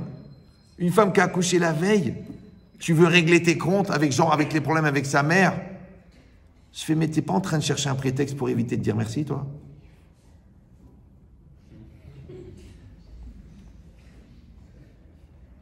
Genre, tu t'excuses, tu la laisses tranquille. Si tu ouvres ta bouche, maman, je vais. Comment tu t'appelles la vanne? Mitov Adra, tu ouvres ta bouche. Tu la laisses tranquille 15 jours, elle récupère, elle est bien. Elle va m'appeler. Si j'entends dans sa voix qu'elle est bien, on va peut-être commencer à parler de Shalom Bayit. Mais pour l'instant, mais t'es un malade mental. Non, faut pas avoir peur. Qu'est-ce qu'on risque? Au pire, ils évoluent. Parce que les gens disent, oui, mais comprenez, il a quand même raison. Objectivement, mais t'as pas de date ou quoi? Elle est fatiguée, c'est pas le moment. Même si t'as raison. Donc dans cette logique-là, ça veut dire que si le gars, il avait connu son makom, Amakir et Mekomo, avant d'ouvrir la bouche, il aurait dit, mais qu'est-ce que je vais faire? Je vais appeler un rave pour mettre ma femme en difficulté sur un comportement qui est vrai ou faux, mais on s'en fiche complètement, puisqu'elle est dans un état de faiblesse énorme. Comment ça se fait qu'il n'a pas pensé à ça? Ou l'Omakir et Mekomo, il ne la voit pas. Ou l'Omakir et Mekomo, vous avez compris ou non? C'est-à-dire que tu dois t'auto-analyser toi. Quand il t'arrive un Nisayon, tu ne dois pas dire « Oh, Chazé Shalom », tu dois dire « Comment ça se fait que ça m'arrive ?» C'est que je suis shayach avec ça. C'est ça l'auto-analyse. C'est ça le moussard. C'est ça le travail qu'il faut faire. Maintenant, quand toi, tu connais l'endroit, c'est-à-dire que tu sais d'où viennent les choses, donc c'est ça la modestie. Donc en fait, la modestie, c'est de se connaître. Maintenant, tu es bon dans un domaine. Tu peux dire, je suis bon. Tu es une bonne cuisinière. Tu peux dire, je suis une bonne cuisinière. Tu dis, pour qui elle se prend? Mais non, elle se prend pour elle. Moi, je sais que je parle bien, par exemple. Bon, c'est une réalité physique. 35 ans d'enseignement, je sais bien parler. Maintenant, je suis nul en cuisine. Je suis nul en chimie. Je vais pas dire que je suis bon en chimie. Maintenant, quand tu dis que tu es bon alors que tu es pas bon, c'est de l'orgueil. Quand tu dis que tu es nul alors que tu n'es pas nul, c'est de l'orgueil. C'est de l'orgueil inversé. Parce que tu dis que tu es nul pour que les gens te disent « Mais non, tu n'es pas nul. » Mais les gens, peut-être, ils vont dire rien. Ils vont dire « T'as pas vraiment tort. » Donc, ni tu dois susciter la pitié, ni tu dois susciter la jalousie. Tu dois être normal. T'es normal. En français, on dit bien dans sa peau. Ouais. Les Chachamim, ils disent Adam Shalem. Tu dois être bien. Adam Shalem, Adam Béchalom. T'es Béchalom parce que t'es Shalem. Si t'es pas Shalem, t'es Chasser. Si t'es Chasser, dégénérescence du Chasser, Chasra. Or, le Lev, il doit être Tov, s'appelle Lev Tov, la Mishnah de Perkei Avot, vous la faites là-bas avec tous les Mefarshim. Ouais. Et le contraire de Lev Tov, Chasser Lev. Qui c'est le Chasserev? Le paresseux. D'accord? Et le paresseux physique, il ne se lève pas. Paresseux mental, il ne réfléchit pas. Paresseux existentiel, il n'existe pas. Il y a beaucoup de formes de paresse. Mais tous, ils ont été définis par un mot, Chasser Lev. Donc on a dit, qu'est-ce que tu fais? Tu apprends pour fabriquer, pour compléter, pour développer ton lève. Et ton lève, quand il est chalem, il va faire que du bien. Parce que Akol Novea Me Alev. Maintenant ça s'appelle le lève, ça s'appelle le makom. Parce que Akol Yotse Mi Alev, et makom, c'est le makom à Mekayem. Et c'est ça qui est Me'afsher Aviato Shel Davar. C'est pour ça qu'Hachem, il s'appelle makom. Parce que c'est lui qui est Me'afsher Aviato Shel Akol. C'est lui qui rend tout possible. Puisque lui, il est à l'origine de tout. Ce qu'on appelle Sibat Asibot. C'est lui la cause des causes. Tout vient de lui. Donc il est le Makom. D'ailleurs, le Rav Moshe, il avait amené un chidouche incroyable. Vous savez, la multiplication, en fait, c'est le dévoilement du potentiel. Vous avez 4 d'un côté et 3 de l'autre. Vous faites 4 fois 3, ça fait 12. Donc 12, il est dans 4 fois 3. Et il est dans 4, il est dans 3. La confrontation des deux, ça fait... Donc la multiplication, en philosophie mathématique, c'est le développement du potentiel. Ça va? Comme ta femme, tu l'épouses à 60 kilos, elle est à 120. Donc, il y a la bracha. Bon, ça, c'est un hidouche du Rav Cellulite, vous ne pouvez pas comprendre. Alors, en tout cas, il dit, tu prends le nom Yud Kevavke, le Yud, le He, le Vav et le He. Tu multiplies par lui-même, le Yud par le Yud, ça fait 100. Le He par le He, ça fait 25, il y en a deux, ça fait 150. Le Vav par le Vav, ça fait 36, ça fait 187. Donc le Yud Kevavke multiplié par lui-même, ça fait 187. Et 187, c'est Makom. Ça veut dire que Makom, en vérité, c'est la Hitpashtout de Yud Kevavke. Alors je vous rappelle que Yud Kevavke n'intervient jamais directement dans le monde. C'est pour ça qu'on n'a pas le droit de prononcer le Yud Kevavke comme le prononcent les témoins de la Java. Maintenant, on le lit Yud Kevavke, mais on le prononce Adon. Pourquoi? Parce que Adon, Aleph, Dalet, Nun, Yud, c'est qu'il est Adonakol. Mais le Adonakol, c'est le bras exécutant de Yud Kevavke. Comme quand tu bouges la main, tu as bien compris qu'elle ne bouge pas toute seule, sinon c'est Parkinson. C'est ta volonté qui fait bouger la main. Donc c'est comme si la Neshama de la main, c'est Yud Kevavke, et la main, c'est Adnout. C'est Elohim. C'est Makom. Donc en fait, le Yud Kevavke, lui, il est Me'ave et Olam, d'accord? En fait, il est Me'ave et Makom, et le Makom, il est Mekayem et Olam. À Mavdil, l'homme, il est créé à l'image de Dieu. Donc chez toi, il y a celui qui est Me'ave, c'est le lève, et celui qui est Mekayem, c'est le gouffre. Donc ton gouffre ne peut rien faire, ton corps ne peut rien faire si tu n'as pas la volonté de le faire. Mais le problème, c'est qu'à l'intérieur, à la place du Yud Kevavke, il peut y avoir le Satan, et à l'extérieur, à la place de ton corps qui est véhiculé par ta volonté, il peut y avoir la mauvaise volonté qui véhicule ton corps. C'est là que tu vas dire, c'était plus fort que moi. Je n'étais pas moi-même, le geste a dépassé ma pensée, ce n'est pas ce que je voulais dire, je regrette les mots, j'ai pas réfléchi, j'ai manqué de présence d'esprit, tous les termes qui ont été créés pour les absents. Pour les Bedieved, pour les Rechaïm, mais pas les Rechaïm. Non, il faut un niveau pour être un rachat. Un ignorant, il n'est pas rachat puisqu'il ne connaît rien. Un Mechalel Shabbat, il faut qu'il connaisse le Shabbat, qu'il connaisse les lois du Shabbat, qu'il connaisse l'importance du Shabbat, qu'il connaisse la gravité de la Vera, et il fait la Vera. Ça s'appelle Mechalel Shabbat. Sinon, c'est un goy qui croyait que c'était bien de mettre une kippa sur la tête pour les coups de soleil. Ça s'appelle en connaissance de cause. Donc toi, il faut que tu deviennes le Ben Adam qui va appliquer le Ratzon Hashem. Donc tu as un double travail, de fabriquer un Lev-Tov pour arriver au Ma'asetov. Ce qui est tout l'objet du Nisayon, puisque là-bas, le Ramban, dans la Akedat Yitzhak, il dit qu'Akadosh Baruch Hu, il a donné le Nisayon à Avraham pour qu'il ait non plus, qu'il ait Ma'asetov, Velo Lev-Tov Bilvad. Donc tu peux développer la théorie, c'est magnifique. Tu as fait 10 ans de Kollel, c'est extraordinaire. Maintenant, tu vas rentrer Rav Kehila. Maintenant, tu vas être Dayan. Maintenant, tu vas être Shochet et la Baba. Maintenant, tu vas être père de famille. Et là, c'est fini la théorie. Maintenant, c'est Alahale Maaseh. C'est maintenant qu'on a besoin du Maasetov. Mais tu sais que le Maasetov ne peut être que le fruit du Leftov. Donc, tu es obligé de fabriquer le Leftov pour faire le Maasetov. Maintenant, le problème, c'est que c'est pas qu'une fois, genre, tu as créé le Leftov, c'est bon, je suis quelqu'un de construit.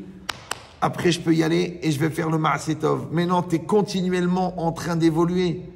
Parce que le Maasetov de demain, il a besoin d'un Leftov aujourd'hui. Mais le Maasetov d'après-demain, il a besoin d'un nouveau Leftov. Ça veut dire que les problèmes que tu as à 20 ans, les solutions, elles ne marchent pas pour les problèmes de 40 ans. Le dialogue que tu as avec un enfant de 8 ans, il ne marche pas pour quand il aura 20 ans, même pas quand il aura 15 ans. Donc tu es obligé d'évoluer. C'est ça, apprentissage. En fait, toute la vie, c'est un apprentissage. Maintenant, apprentissage, ça s'écrit apprenti, sage. Maintenant, apprenti, c'est un élève. En hébreu, ça s'appelle talmid. Et sage, c'est chacham. Donc, talmid, chacham, c'est quelqu'un qui est perpétuellement en apprenti, sage.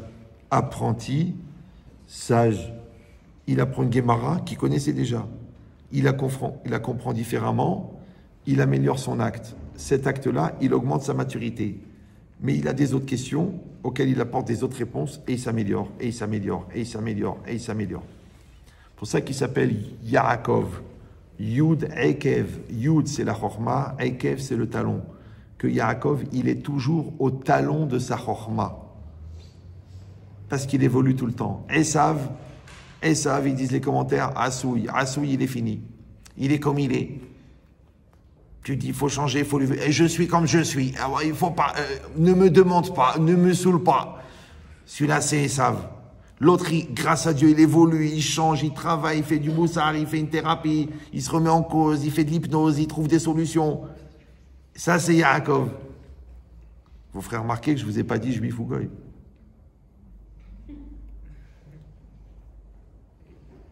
Donc tu peux, avec ta kippa noire, rentrer dans la catégorie de Esav. Tu dis Chazvi Shalom. Rabbi Nachman de Breslev, il dit qu'à la fin des temps, il y aura un Helek des Talmidei Chachamim qui viendront directement de la B'china de Amalek.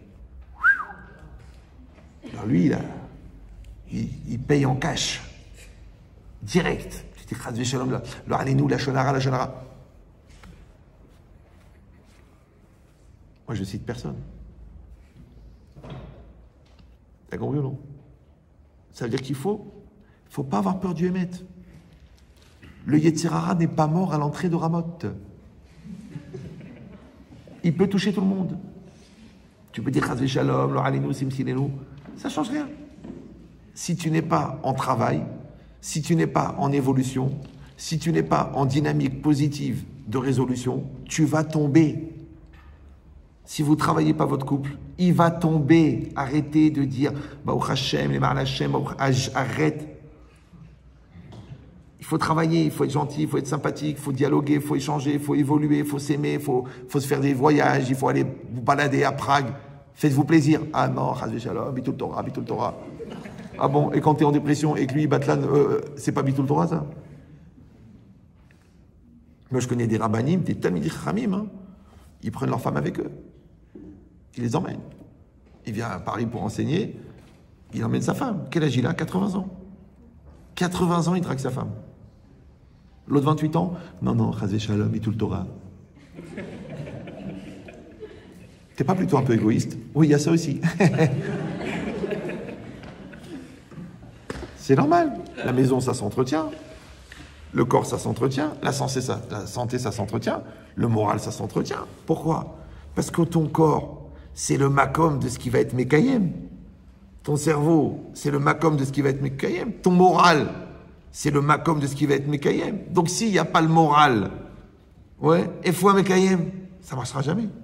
Donc on est condamné perpétuellement à faire fonctionner tous les mécomotes. Même là-bas, il explique. Je vais finir avec ça parce que ça fait 1h24. Je pense que la moitié qui prie pour que je m'étouffe. Donc je vais arrêter. Non, mais ça fait plaisir quand les gens disent non. Il y en a qui disent ouf, il a compris. D'accord. Non, mais je sais qu'il y a un niveau de saturation au niveau de nos enseignements. Et comme je vous ai dit, je n'ai pas la volonté que vous reteniez ce que j'ai dit. J'ai la volonté que vous compreniez ce que j'ai voulu dire. Donc si vous repartez avec la pêche, que vous êtes positif, que vous arrangez, vous évoluez, vous reprenez votre Gemara avec plaisir, que vous avez la Kavana demain dans le Krat Shema, que vous vous levez avec entrain à la première sonnerie, que vous souriez, que vous dites à votre femme que vous l'aimez, à votre mari que vous êtes fier de lui. Moi, j'ai gagné, moi. Même si vous n'avez rien retenu du cours. Ça m'intéresse pas, moi. C'est de la culture. Donc, dans cette logique-là, il y a un makom dont on n'a pas parlé. Il dit que, Rav Moshe aussi, que la Emouna, c'est le makom que tu crées dans ton présent pour que ton futur existe. Bon, je traduis pour les gens qui pratiquent le cerf-volant de manière régulière. Le cerf-volant, c'est pas grave. Bon, je sais que vous êtes fatigués. Il y a aujourd'hui, il y a demain, il y a après-demain. Maintenant, pour que demain existe, il faut que tu y crois aujourd'hui. Donc l'espace que tu crées aujourd'hui pour demain, ou l'espace que tu crées de demain, ouais, enfin l'espace que tu crées aujourd'hui pour que demain s'accomplisse. Si toi tu crois pas dans l'enfant, ça marchera pas. Tu dis oui, mais l'école, elle a dit, l'école, eux ils jouent leur rôle, ils veulent sauver leur école. Toi tu dois croire dans l'enfant. Si toi tu n'y crois plus, oui, toi tu crois plus en lui, l'école croit plus en lui, et ben lui il croit plus en Dieu. Parce que c'est qui le bon Dieu pour lui? C'est son père et sa mère. Un jour, si Dieu veut, il va comprendre qu'il y a quelqu'un derrière. Mais pour l'instant, c'est qui son père et sa mère? C'est Dieu. Et Dieu, c'est son père et sa mère. C'est pour ça que la Gemara dit, celui qui ne respecte pas ses parents, il ne respectera pas Hachem. Donc en fait, il y a des parents repères et il y a des parents objectifs. Les parents objectifs, c'est Hachem, Midata Di, Midata Achamim, le père et la mère. Je n'ai pas dit lequel des deux. Et les parents réels. Et même les parents réels, ouais, ils sont là pour que tu fabriques les parents psychologiques. Quand vous voyez des gens qui craquent quand ils perdent un de leurs parents, c'est comme quelqu'un à qui on coupe une jambe. C'est très dur d'avancer. Maintenant, tu étais censé fabriquer les parents psychologiques en profitant de la présence des parents physiques. Mais si tu t'es appuyé sur tes parents au lieu d'apprendre de tes parents, le jour où tu perds tes parents, tu es perdu. Ça va? De la même manière, tu pratiques ton père Avinu Sheba Shamayim, oui, pour que quand tu es dans un moment d'obscurité, il est là même quand tu ne le vois pas. C'est pour ça que c'est marqué les Agid Baboker Chazdecha Ve'emunatecha Balelot. Pourquoi c'est marqué comme ça? Emuna, c'est la nuit. D'accord? Les Agid Chazdecha, ça Boker, c'est le matin. Mais c'est quoi le Boker? Boker, c'est quand tout est clair. C'est quoi Erev? Erev, c'est Meourav. C'est quand tout est mélangé. Quand tout est mélangé dans ta tête, c'est la nuit, même quand il fait jour.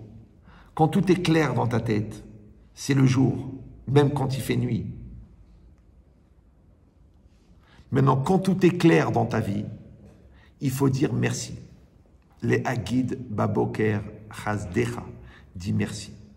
Merci, merci, merci, merci.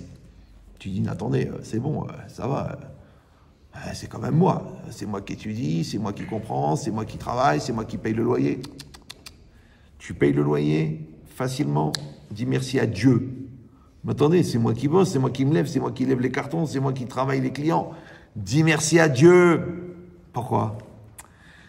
Parce que si toi, tu dis pas merci à Dieu, donc tu n'as pas fait rentrer Dieu dans ton cœur. Pourquoi? Parce que ça va bien. Le jour où ça va pas, tu vas pas aller chercher Dieu, puisqu'il n'est pas dans ton cœur. Donc, tu vas faire une dépression. Parce qu'une pression au singulier, dépression au pluriel. Or, je rappelle que la dépression est le mal vécu de la pression. Maintenant, toute la vie, il y a des pressions. Maintenant, pourquoi est-ce que toi, tu peux tenir la pression? Parce que tu as le contrepoids en toi, qui est la confiance en Dieu et la confiance en toi. Donc c'est comme une grue. Vous savez, la grue, elle porte 18 tonnes. Parce que de l'autre côté, elle a un contrepoids de 18 tonnes. Mais si elle n'a rien et elle prend les 18 tonnes, elle se casse la figure. Donc en fait, ce que tu portes, tes choix, tes obligations, tes contraintes, ta réalité, c'est le poids. Toi, tu dois avoir le contrepoids. Si tu n'as pas fabriqué le contrepoids en développant ta confiance en Dieu, bitachon, et ta confiance en toi, bitachon atzmo, tu n'as pas le contrepoids. C'est pour ça que tu bascules. Maintenant, tu sais pourquoi il n'y a pas le contrepoids? Parce que les gens ils disent oui, mais pourquoi c'est pas facile, c'est pas simple, c'est pas. Parce que comme tu n'as pas dit merci quand ça allait bien, merci à Dieu, donc tu n'as pas fait rentrer à Chaval à lèvres que quand ça va bien, ça vient de Dieu. Donc du coup, quand ça va mal, tu ne sais pas vers qui te tourner, puisque tu n'as pas de repère. Et donc, tu restes dans la nuit. Maintenant, cette capacité à se tourner vers Dieu quand ça va mal, elle vient du fait que tu t'es éduqué à te tourner vers Dieu quand ça va bien. Donc en fait, le pasouk, c'est un processus. Les agid, baboker, chasdricha, c'est le chinour. Ve emunatecha balelot, c'est l'utilisation. C'est facile à comprendre? Oui. D'accord. Donc, si on en est là,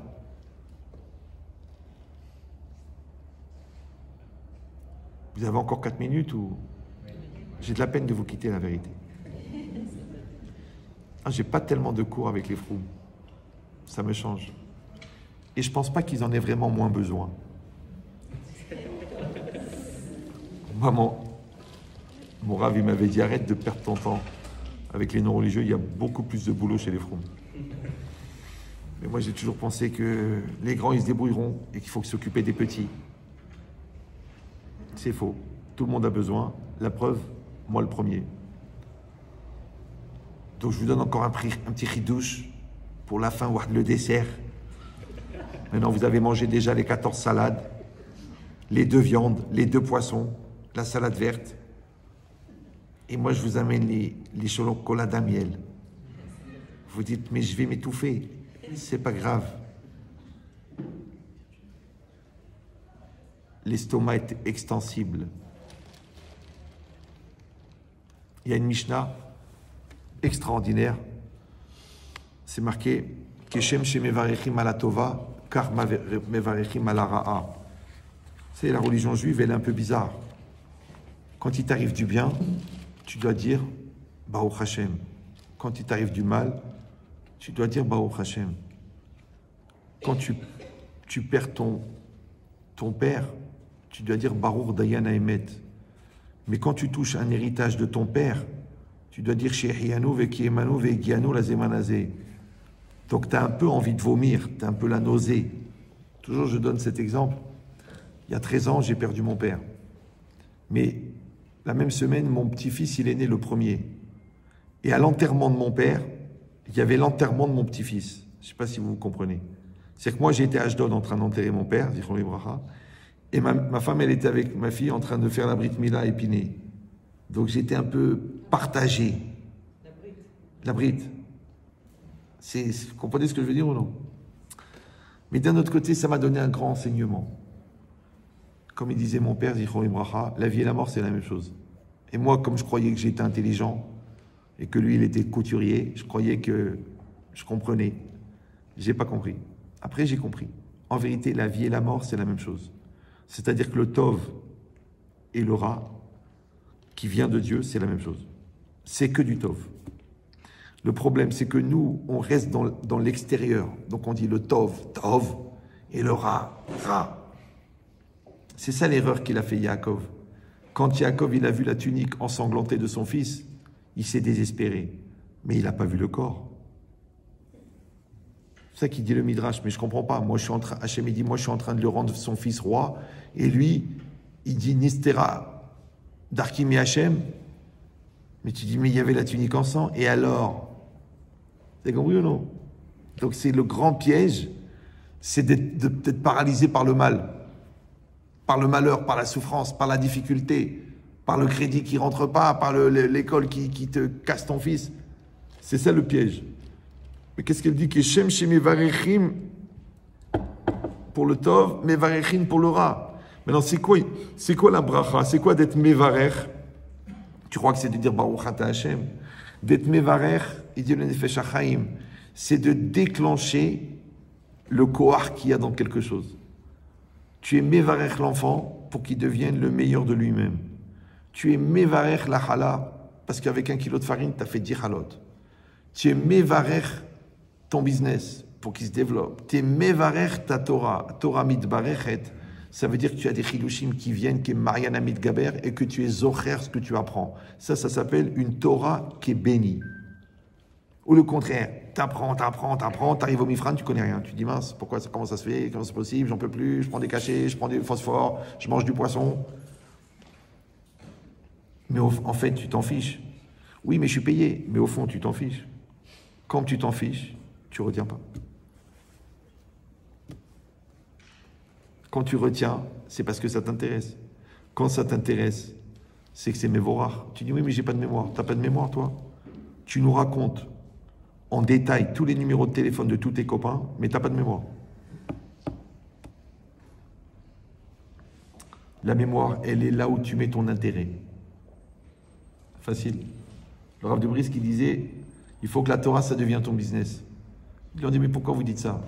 Parce que l'épicier, il a 23 000 produits, et il connaît tous les prix, toutes les références, le prix de revient, le fournisseur, son adresse, sa marge, sur chaque produit. Tu te rends compte la tête qu'il a? Et toi, je te dis, qu'est-ce que tu étudies en ce moment?